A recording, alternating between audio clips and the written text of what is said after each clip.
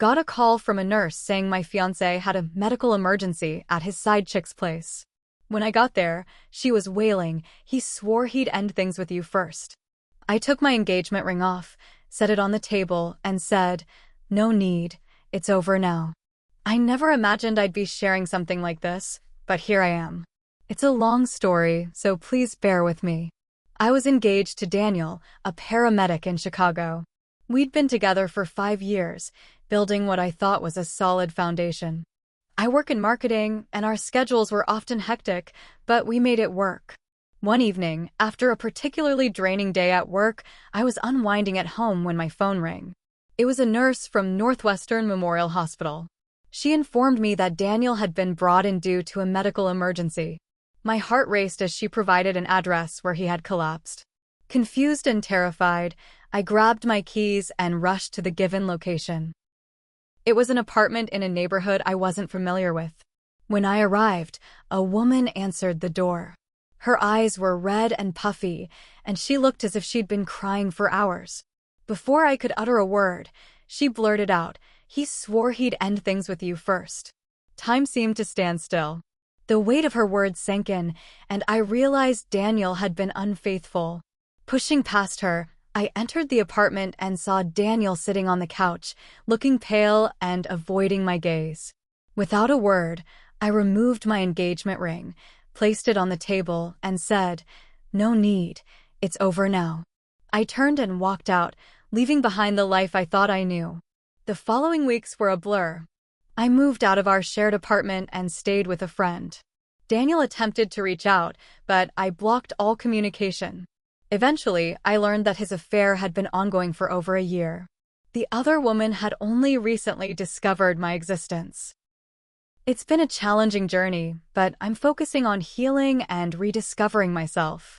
Trust, once shattered, is difficult to rebuild. After I left Daniel and moved in with my friend Carla, I didn't eat much, didn't sleep much either. My phone buzzed nonstop for the first 2 days. Daniel tried calling from different numbers. I blocked each one. He sent emails. He even showed up at my office once, and I had to tell security not to let him in again. The other woman, her name's Alicia, I found out later, sent me a long Facebook message. I didn't block her right away. I wanted to know everything. She said she met Daniel at a bar in Wicker Park. She thought he was single. He said he'd just gotten out of a serious relationship and wasn't ready to jump into anything. She swore she didn't know about me. Claimed she only found out when she saw a photo of me and Daniel on someone else's Instagram. A picture from our engagement party at my aunt's house in Evanston. She said that when she confronted him, he told her he'd end things with me soon. Said it was complicated. I didn't reply to her message, but I read it more than once. About a week later, I went back to the apartment we used to share. I needed to grab some paperwork and a few things I had left behind. When I got there, Daniel was sitting in the hallway outside the door. He looked thinner, tired. I didn't say anything. I unlocked the door and walked in. He followed me. He didn't beg. He didn't cry. He just stood there while I packed some of my stuff. Then he said something that made me freeze. "She's pregnant." I stood still, a box of files halfway to the floor. "I didn't mean for this to happen," he added. "It was one night. After a fight with you. Months ago. I swear I ended it." I turned around and looked him in the face for the first time in weeks. "She thought it was more than one night," I said flatly. He didn't deny it. Just lowered his head. I picked up the box and brushed past him. Later that night, I couldn't sleep. I sat at Carla's kitchen table staring at the wall for hours. Everything made sense now. The distance. The weird texts. The weekend shifts that came out of nowhere. The sudden need to work overtime. And now a baby. 2 days later, I got an email from Daniel's sister, Vanessa. She and I were close. She said she was sorry for everything and that she didn't know about any of it until recently. But what got me was the last line of the email. "He's not the only one who has something to tell you." I read that sentence over and over. I called her. She answered on the first ring. Her voice was shaky. "I didn't want to be the one to tell you," she said. "But I think you should know. Alicia wasn't the only woman. That hit harder than the baby news. There were others. At least two that she knew of. One of them, he met during a training conference in St. Louis. The other was a nurse at one of the clinics he did contract shifts at on weekends. The worst part? Vanessa said he was seeing one of them even before we got engaged.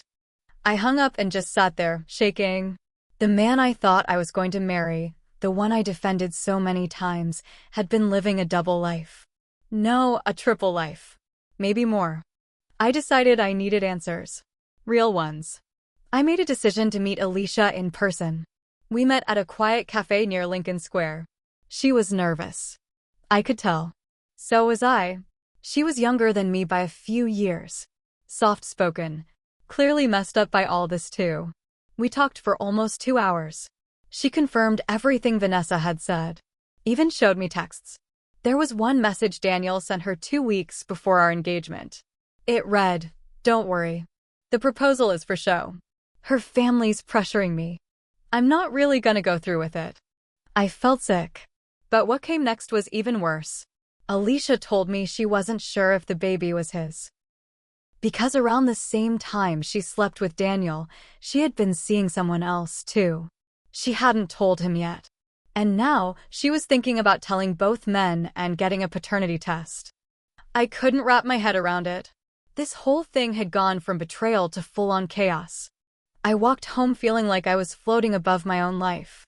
Like this was someone else's story. But it was mine. I haven't told anyone else yet what Alicia said. Not even Carla. I'm trying to figure out what to do next. Part of me wants to burn everything down. The other part just wants to disappear for a while. A few days after our conversation, I got a manila envelope in the mail. No return address.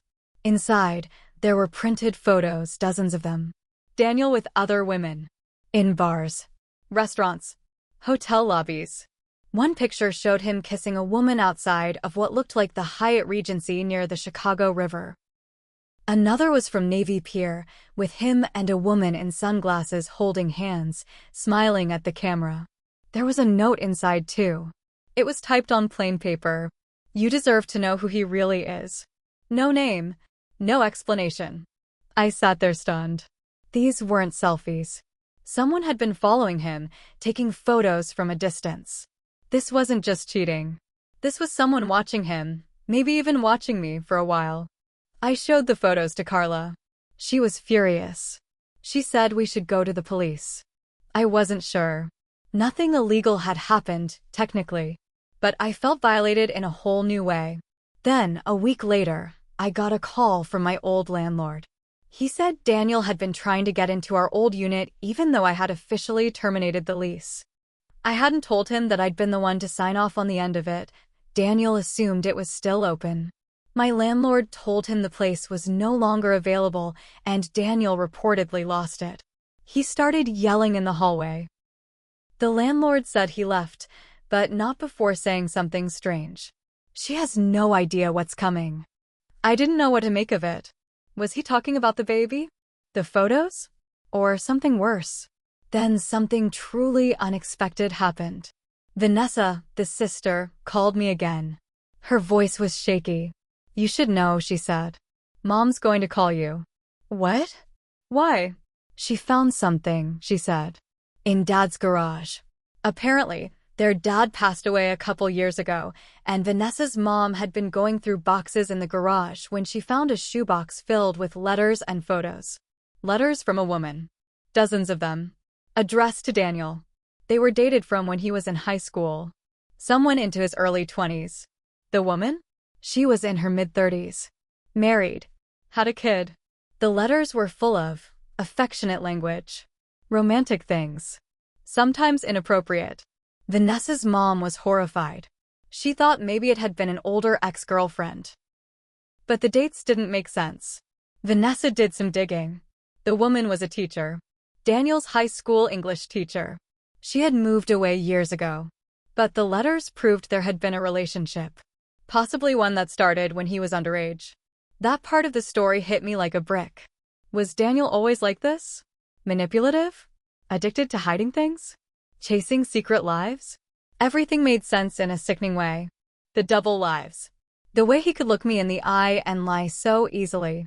The compartmentalization, as Vanessa called it. And here's where it gets even more messed up. Remember the envelope of photos someone sent me? Vanessa looked at one of them and froze. She pointed at a woman Daniel was standing next to, years ago in what looked like a parking lot. "That's her," she whispered. "That's the teacher. She had a different haircut now. Looked older. But it was her."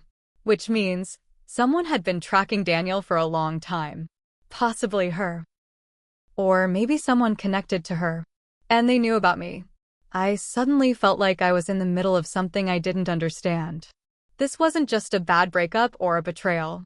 This was a web. One more twist, because why not? I got an anonymous email 2 nights ago. No subject. Just a single sentence.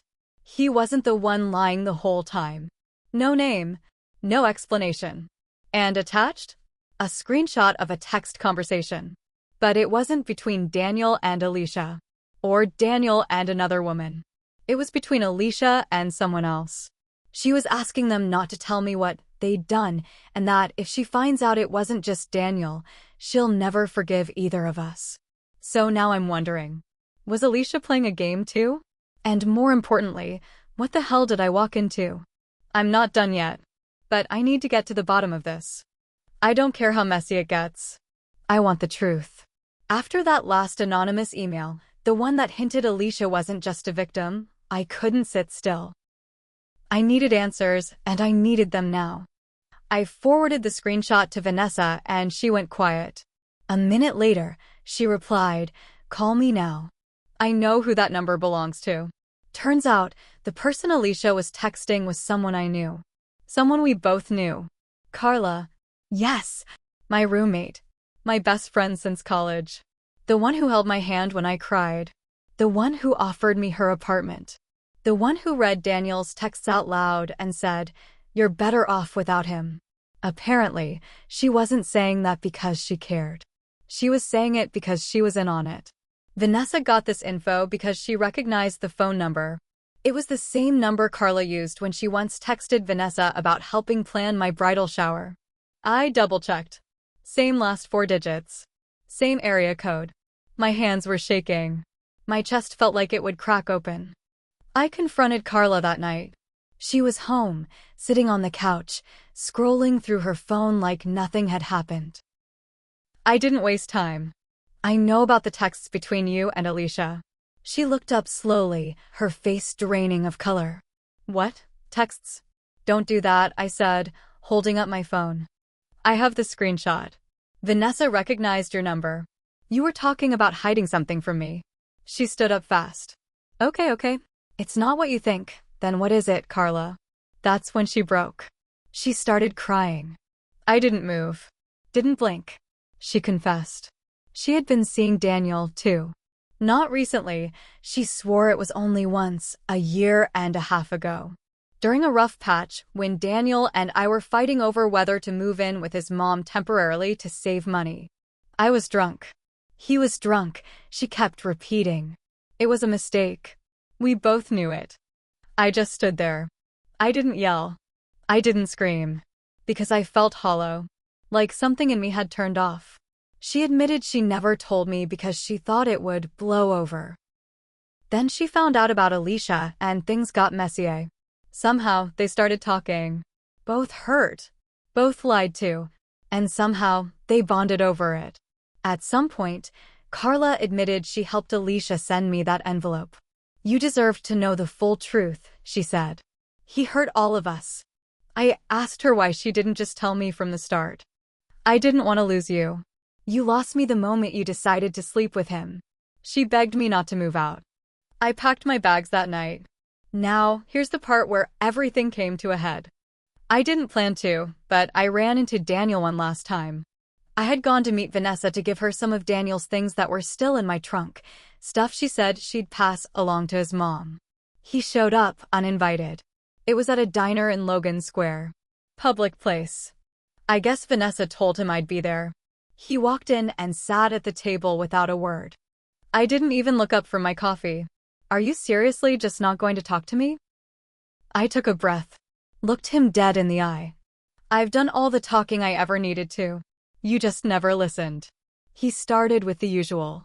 Regrets. How messed up he was from childhood. How he never meant to hurt me. How they, meaning Alicia, Carla, and the others, meant nothing. I laughed. For the first time in weeks, I really laughed. You're not sorry, I said. You're just sorry you got caught. And now everyone knows who you really are. That's when the waiter showed up with our check. Vanessa was silent the whole time, just sitting there, watching it all unfold with a sick sort of sadness. Daniel stood up, voice low and cold now. You think you're better than me. But you ignored all the signs. You wanted the fantasy. You wanted perfect. No, I said. I wanted honest. I would have accepted flawed if it came with truth. He left. Vanessa started crying. I tried to warn you. So many times. I know, I said. I didn't want to see it. That's on me. Carla moved out 2 weeks later. I asked her to. She didn't argue. She left a note saying she didn't expect forgiveness and that she hopes someday I can let go of the anger. I threw it away.